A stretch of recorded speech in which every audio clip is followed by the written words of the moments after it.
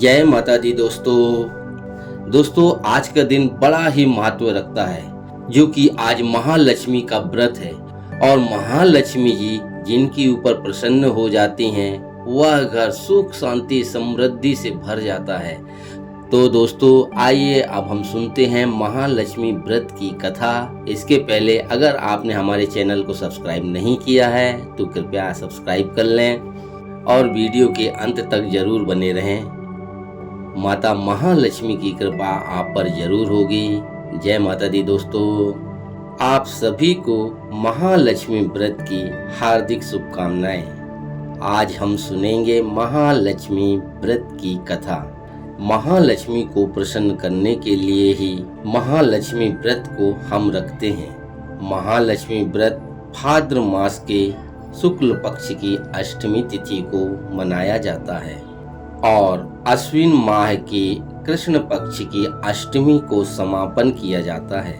माना जाता है कि इस व्रत में पूजा, उपवास और मंत्र जाप करने से धन की वृद्धि होती है और घर में बरकत आती है। इस साल 2023 में महालक्ष्मी व्रत 22 सितंबर 2023 शुक्रवार से शुरू होंगे और इसका समापन 6 अक्टूबर 2023 शुक्रवार को ही होगा।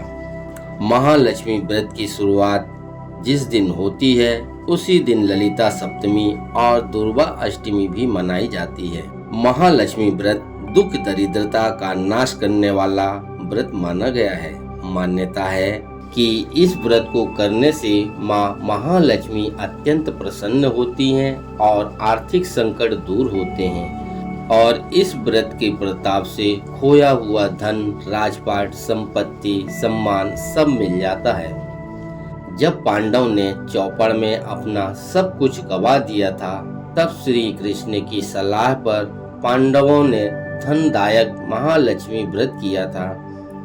हमारे सनातन धर्म में महालक्ष्मी व्रत को बहुत ही महत्वपूर्ण माना गया है। महालक्ष्मी को धन की देवी कहा जाता है। लक्ष्मी जी भगवान श्री हरि विष्णु जी की धर्म पत्नी हैं। अगर आप भी महालक्ष्मी व्रत करना चाहते हैं तो इस दिन सुबह जल्दी उठकर नित्य कर्मों से निवृत्त होकर स्नान करें और साफ वस्त्र धारण करें। उसके बाद घर के मंदिर में माँ महालक्ष्मी को बैठाकर व्रत का संकल्प लें। माँ लक्ष्मी से कुछ इस तरह कहें कि हे लक्ष्मी माता, मैं आपकी सेवा में तत्पर होकर इस महाव्रत का पालन करूंगी। आपकी कृपा से यह व्रत बिना कोई विघ्न के पूर्ण होना चाहिए। जब पूजा करें तो 16 तारों का डोरा लेकर उसमें 16 गांठें लगाएं। हल्दी की गांठ को पीसकर डोरे को रंग लें। फिर इस डोरे को हाथ की कलाई पर बांध लें। यह व्रत कृष्ण अष्टमी तक चलता है। व्रत पूरा हो जाने पर वस्त्र से एक मंडप बनाएं, उसमें लक्ष्मी जी की प्रतिमा रखें। फिर प्रतिमा को पंचामृत से स्नान करावें और माता लक्ष्मी की विधिवत पूजन करें। पृथ्वी पर तारों के निमित्त अर्घ्य देवें और लक्ष्मी जी की प्रार्थना करें। व्रत करने वाली सभी स्त्रियां ब्राह्मणों को भोजन करावें, उनसे हवन करावें, घी की आहुति दें, विधिवत माँ लक्ष्मी जी की पूजन करें और कहें, बरकत हुई लक्ष्मी चंद्रमा की बहन श्री विष्णु की वल्लभा मेरे इस व्रत से संतुष्ट हों। और 4 ब्राह्मण 16 ब्राह्मणियों को भोजन करावें। यथा संभव दान दक्षिणा देकर प्रसन्न चित्त मन से उन्हें विदा करें।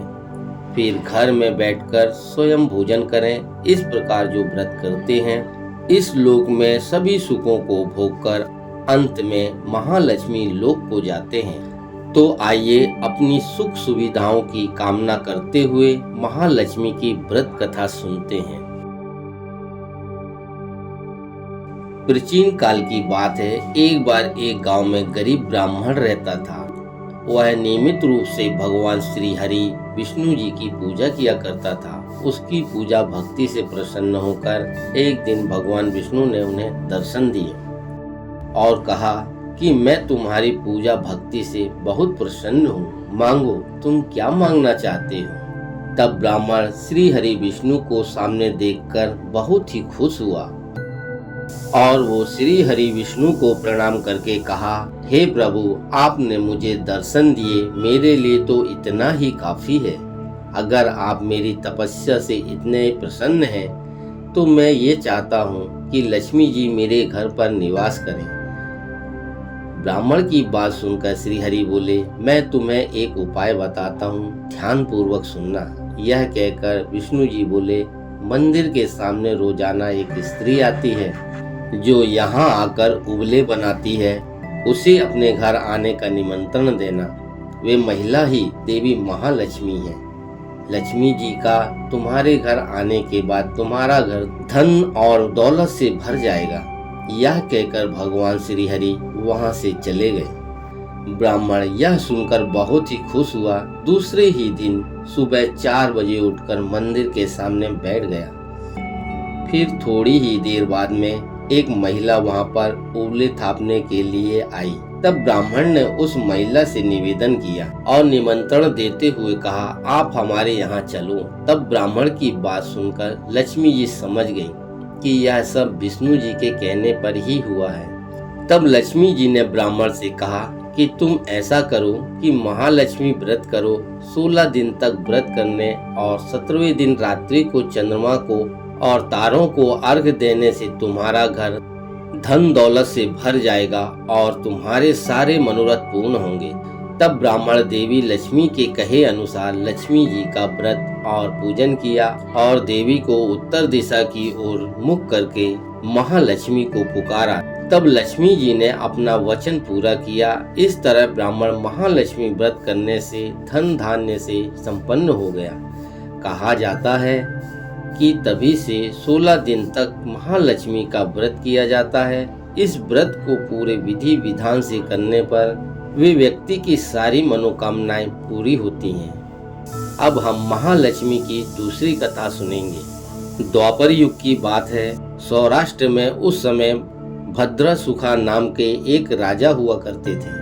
वे बड़े ही पराक्रमी राजा थे। वे 4 वेद, 6 शास्त्र और 18 पुराणों के ज्ञाता थे। उनकी रानी का नाम था सूरत चंद्रिका। वह दिखने में बड़ी ही सुंदर और सुलक्षण व पतिव्रता थी। उनको 7 पुत्र तथा एक कन्या का वरदान मिला था। कन्या का नाम श्यामबाला था। एक बार महालक्ष्मी जी के मन में आया कि मैं राजा के राजप्रसाद में जाकर रहूं, जिससे राजा को दुगनी धन दौलत की प्राप्ति होगी, जिससे वह अपनी प्रजा को और भी अधिक सुख दे पाएगा। अगर मैं किसी गरीब के घर रही और उसे धन दौलत प्राप्त हो गई तो वह स्वार्थी होकर केवल अपने ऊपर ही खर्च करेगा। यह सोचकर श्री लक्ष्मी जी ने बूढ़ी ब्राह्मण का रूप धारण करके हाथ में लाठी लेकर धीरे धीरे रानी के दरबार में पहुंच गई। माता ने भले ही बूढ़ी औरत का रूप धरा था, पर माथे में उनके तेज था। देखते ही एक दासी सामने आई और ब्राह्मणी को प्रणाम किया और उनका नाम काम धाम सब पूछ डाला। तब महालक्ष्मी माँ ने कहा, बालिके, मेरा नाम कमला है, मेरे पति का नाम भुवनेश है। हम द्वारिका में रहते हैं। तुम्हारी रानी पिछले जन्म में एक वैश्य थी। गरीब होने के कारण घर में हमेशा झगड़ा होता था तथा उसका पति उसे रोज मारता था। इन बातों से तंग आकर वह घर छोड़कर चली गई तथा वन में खाली पेट भटकने लगी। उसकी इस दुर्दशा पर मुझे दया आ गई। उसे सुख संपत्ति देने वाली माँ महालक्ष्मी जी की कथा सुनाई। मेरे कहने पर वह महालक्ष्मी जी का व्रत किया। व्रत करने पर उसके ऊपर माँ महालक्ष्मी की कृपा हुई, जिससे उसकी गरीबी दूर हो गई। उसका घर धन दौलत संपत्ति संतति से भर गया। दोनों पति पत्नी प्रेम पूर्वक रहने लगे और सभी सुखों को भोगते हुए अंत में लक्ष्मी लोक को सिधारे और वहां भी सारे सुखों को भोगकर इस जन्म में वे एक राजकुमारी के रूप में हुआ। पर वो इस जन्म में माँ लक्ष्मी का व्रत करना भूल गई है। मैं उसे यही याद दिलाने आई हूँ। तब वह दासी ने माता को प्रणाम किया और इस व्रत को कैसे करते हैं पूछा। तब बूढ़े रूप में माता ने उसे व्रत की सारी विधि विस्तार पूर्वक बताया। सारी बातें सुनकर दासी रानी को बताने के लिए अंदर चली गई। राज वैभव में रहते हुए रानी को अपने ऐश्वर्य का बहुत ही घमंड था। इस वजह से पूजा पाठ से विमुख हो गई थी। दासी द्वारा बताई गई वह बुढ़िया की बातें सुनकर वह आग बबूला हो गई और वे द्वार पर आकर बुढ़िया रूपी माता पर बरस पड़ी। उसे मालूम नहीं था कि बुढ़िया कोई और नहीं स्वयं माता महालक्ष्मी है, परंतु रानी का इस तरह का रूखा बर्ताव और वे अनादर देखकर वहां ठहरना उचित नहीं समझा और वे वहां से चल पड़ी। रास्ते में उनको राजकुमारी श्यामबाला मिली तो उन्होंने श्यामबाला को सारी बात बताई। श्यामबाला ने अपनी माँ के रूखे व्यवहार के लिए माफी मांगी। तब माता को उसके ऊपर दया आ गई। उसने श्यामबाला को इस व्रत के बारे में विस्तार से बताया तो श्यामबाला ने उस बूढ़ी माता के कहे अनुसार पूरी श्रद्धा से उस व्रत को रखा। उस व्रत के प्रभाव से उन्हें राजा सिद्धेश्वर के पुत्र से उनका विवाह हो गया। वह धन ऐश्वर्य वैभव पति के साथ ससुराल में आनंद से रहने लगी और उधर उसकी मां पर महालक्ष्मी का प्रकोप हुआ। राजा का सारा कारोबार नष्ट हो गया, यहाँ तक कि खाने के भी लाले पड़ गए। ऐसी हालत में एक दिन रानी ने राजा से कहा, हमारा दामाद कितना बड़ा राजा है, इतना धनवान है, क्यों न उसके पास जाएं और अपना हाल बताएं। वो जरूर हमारी कुछ न कुछ मदद जरूर करेंगे। यह सुनकर राजा भद्रवा अपने दामाद के पास रवाना हो गए। राज्य के समीप पहुंचकर एक तालाब के पास आराम करने के लिए ठहरे। तालाब से आती जाती दासियों ने उन्हें देख लिया। उन्होंने बड़ी विनम्रता से पूछताछ की। तब उन्हें मालूम हुआ कि ये तो हमारी महारानी के पिता हैं। तो वे दौड़ती हुई रानी के पास गईं और उनको अपनी सारी बातें बताईं। तब श्यामबाला ने बड़े ही ठाट के साथ अपने पिता का आदर सत्कार किया तथा खान पान करवाया और जब वे लौटने लगे तब रानी ने उन्हें हीरे मोहरों से भरा घड़ा दिया। जब राजा घर वापस लौटे तो उन्हें देखकर रानी बहुत ही खुश हुई। तो राजा ने उनको मोहरों से भरा घड़ा रानी को सौंप दिया। जैसे ही रानी ने घड़े का मुख खोलकर देखा तो उसमें मोहरों की जगह कोयले मिले। यह सब माता रानी के प्रकोप से हुआ था। लेकिन रानी ने सोचा कि मेरी बेटी ने हमारी गरीबी का मजाक बनाया है, इसलिए ही वह घड़ा कोयलों से भर गया था। उसके बाद से ही राजा रानी के हालात और बिगड़ते चले गए। इस तरह की दुर्दशा देखकर स्वयं रानी ने अपनी कन्या के पास गई। सौभाग्य से उस दिन श्यामबाला का महालक्ष्मी व्रत था। माँ को आया देखकर उसने भी अपनी माँ से व्रत करने को कहा। तब उनकी माँ ने भी वह व्रत किया। इसके बाद रानी अपने घर आ गई। महालक्ष्मी का व्रत रखने के कारण उन्हें धन वैभव वापस मिल गया। तब वे सुख शांति से राजपाट संभालने लगी। कुछ दिनों के बाद श्यामबाला उनके पिता के घर आई। तब उसे अपनी बेटी के द्वारा जो मजाक बनाया था कोयले का घड़ा देकर, वह सब याद आ गया। इसलिए उसने उसका कोई भी आदर सत्कार नहीं किया, बल्कि अनादर ही किया।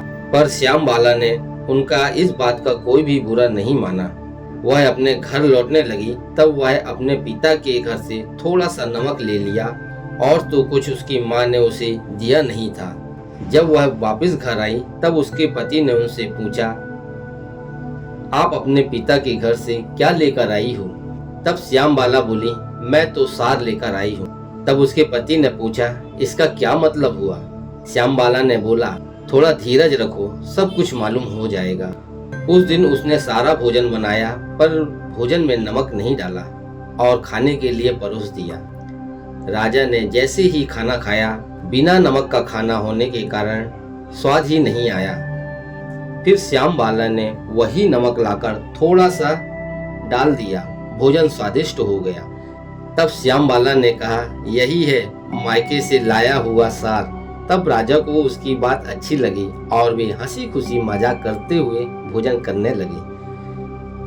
कहा जाता है, जो भी श्रद्धा भाव से महालक्ष्मी जी की पूजा करता है तो उस पर माँ महालक्ष्मी की कृपा बरसती है, सुख संपत्ति शांति प्राप्त होती है। पर यह सब मिलने पर माता को हमें भूलना नहीं चाहिए। हे महालक्ष्मी माता, जैसा श्यामबाला को दिया वैसा सबको देना। और अगर कहानी में कोई भूल चूक हो गई हो तो कृपया कर हमें क्षमा करना और अपने सभी भक्तों पर अपनी कृपा बनाए रखना, उनकी सारी मनोकामना पूरी करना। जय महालक्ष्मी। तो दोस्तों, इस प्रकार महालक्ष्मी कथा संपूर्ण हुआ।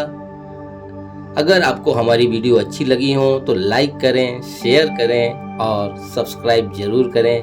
कल सुबह 6 बजे फिर हम मिलेंगे एक नई वीडियो के साथ में। नवरात्रि में 9 दिन तक 9 देवियों की कहानी कथा सुनाएंगे और हमारे चैनल में जाकर आप दुर्गा सप्तशती की संपूर्ण कथा सुने, श्रवण करें। जय माता दी दोस्तों।